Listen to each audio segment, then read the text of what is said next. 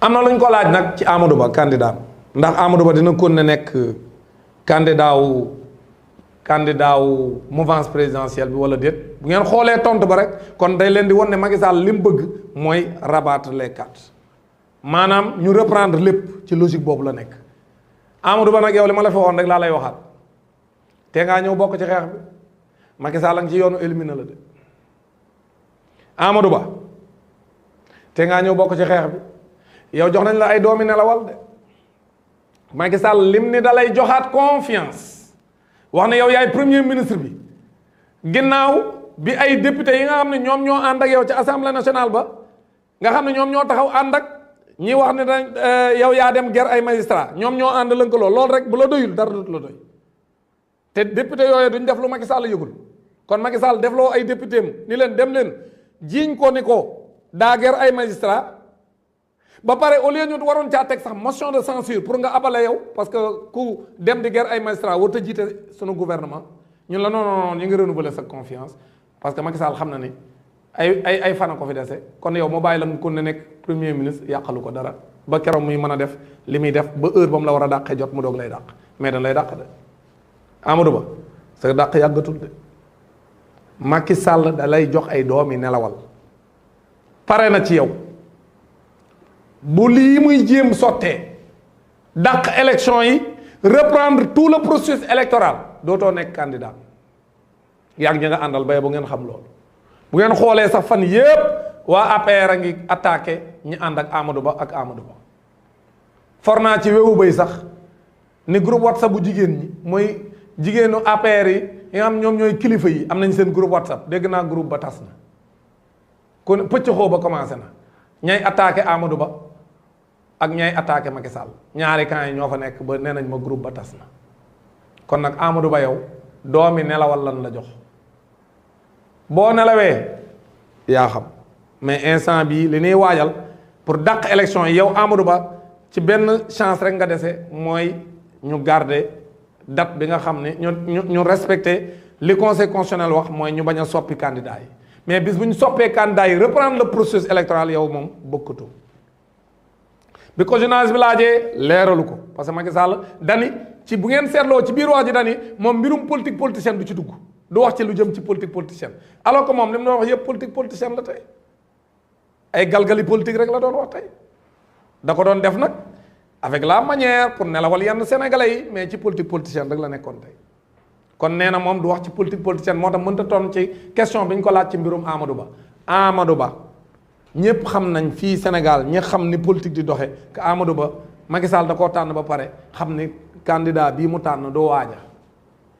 léegi Amadou Ba ci boobu la bëgg a éliminer bokk na ci objectif yi mu am ci dialogue bii mu bëgg a def beneen bi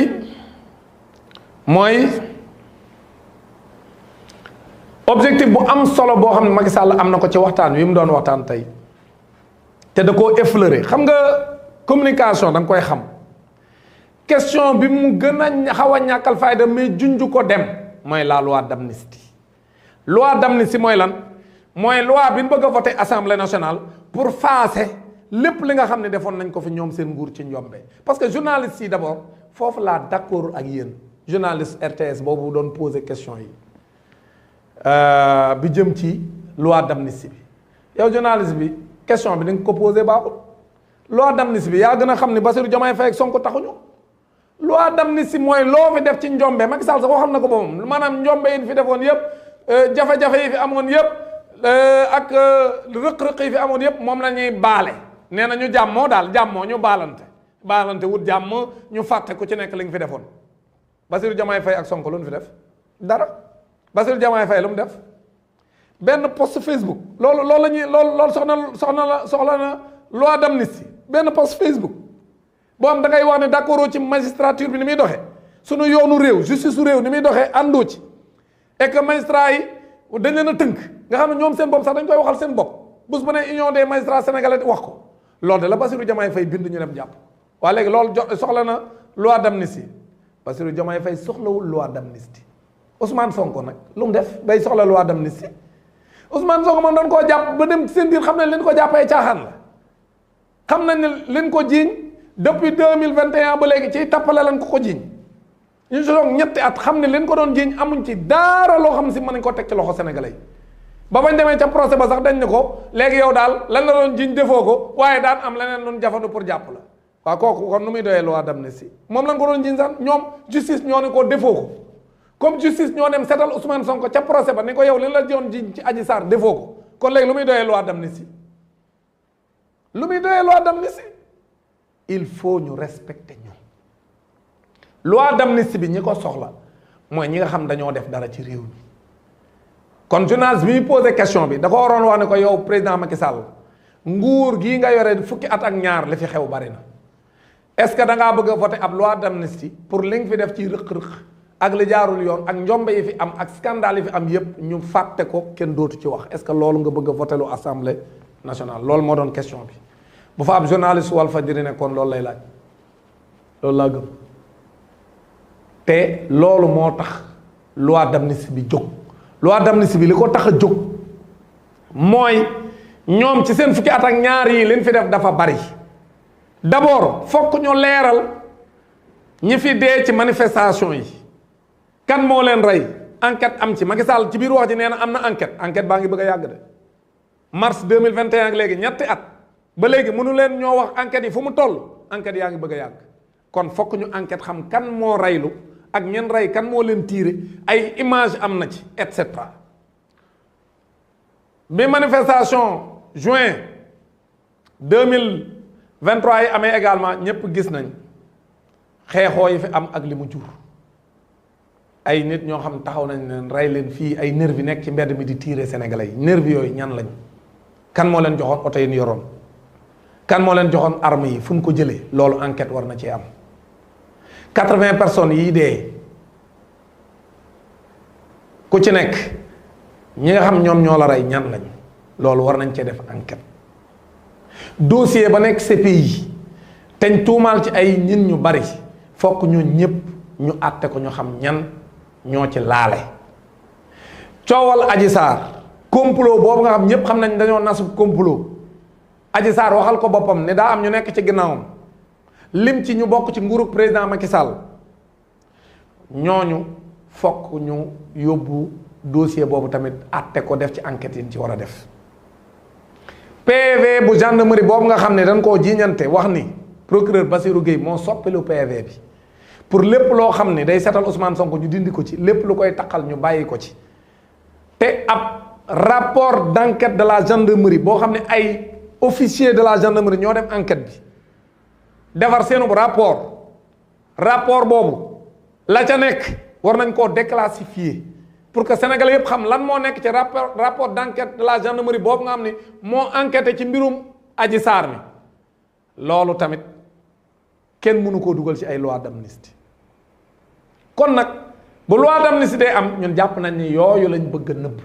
yooyu lañ bëgg kenn bañ cee waxati ëllëg loi d'amnistie bii nag ci ni mu ko waxee ni mën nañoo waxtaane mbirum élection yi man jàpp naa ne bëgg nañoo xaabaabal dugg ci loi d'amnistie mais loi d'amnistie képp ku dem toog ak président Macky Sall dem diggeek moom loi d'amnistie pour li xew Sénégal depuis mars 2021 ak léegi même bien avant ak loolu nga xam ne ci sur le plan politique la xewe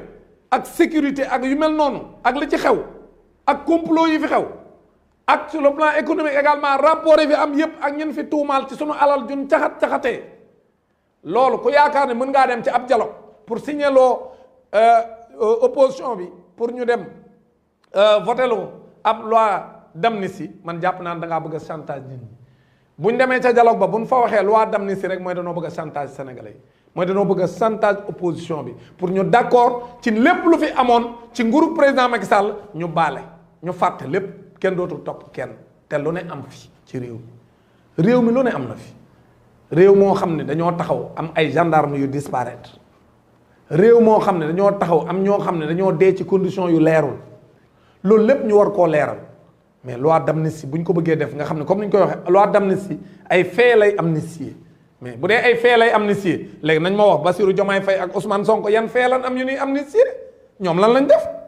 kon kay bu ñuy wut loi d'amnistie ñoom seen yoon nekku ci kon kay ñeneen a tax ñuy wut seen loi d'amnistie kon nag nañ bàyyi caaxaan yeeg naxaate yi ak chantage yi kon dialogue bu fi mën a am fii ci réew mi boo xam ni day déboucher ci ab loi d'amnistie loolu xel munu koo nangu xel munta nangu loolu. kon nag li nga xam ni moom moo am mooy Macky Sall mi ngi ci situation boo xam ni jafe-jafe am na waaye jafe-jafe moo ko indi moo dem gis ni ñi ngi waaj a dem campagne électorale moo am ay information yu leer nañ comme ni ko sénégalais yépp amee que bu ñu demee ci élection yi day tere bu ñu demee ci élection yi Bassirou Diomaye Faye moom mooy gagné lii mooy jafe-jafe bi Macky Sall am muy xool nag nu mu ko dàqee pour wuti pexe pour certainement jéem a sax éliminer Bassirou Diomaye Faye ak Ousmane Sonko wala bu leen mënta éliminer mu wut ab beneen candidat boo xam si bu ñëwee dina mën a rassembler waat njabootam ak wuti ay tappalekat yu ñëw ànd ak ñoom jàppale leen pour ñu am chance mais chance amu fi sénégalais yi dañoo doyal ci système bii fi nekk ba fa muy mujj système bi kun mën a teg ak ñu mën a àndandoo seen biir ñoom ñépp waa candidat système bi bari nañ lool ci 19 yi ñu ci bari ay candidat système bi lañ mais même bu ñu àndoon ñoom seen biir mun ñoo gañe parce que sénégalais yi noo bëgg a tàqalikoo ak nguur gii fi nekk depuis 1960 nga xam ni tur yeey wuute rek waaye li ñuy doxal benn bi la benn programme bi lañ nekkee mooy di jàppale France di jàppale allié France ñoom ñuy nguuru ci sunu alal di signer ay contrat yoo xam ne ñun askan wi gisuñ ci suñu bopp ndóolal sénégalais yi ba bu ñu añee duñu reer bu ñu bëggee jàngi duñu jàngi tey gis naa leen ñuy def ab lël ci mbirum université yi tëj suñu université te ñëpp xam ne li tax ñu tëj ko mooy bañ étudiants yi jàppale Ousmane Sonko buñ ko songee mais tey ña ngay wuti pexe pour ubbiwaat université bi parce que xam nañ ne léegi amatuñ pexe pour kon ne tëj université parce que lañ doon jéem yëpp gis nañ ni nërmeelu na donc bàyyi boo ñu bàyyi université bi mu daw ñu yàq avenir u xale yi comme ça tout ça li ko ñi ko fi def fokk nguur gi leen di remplacer leeral ko kon loi d'amnistie mënta am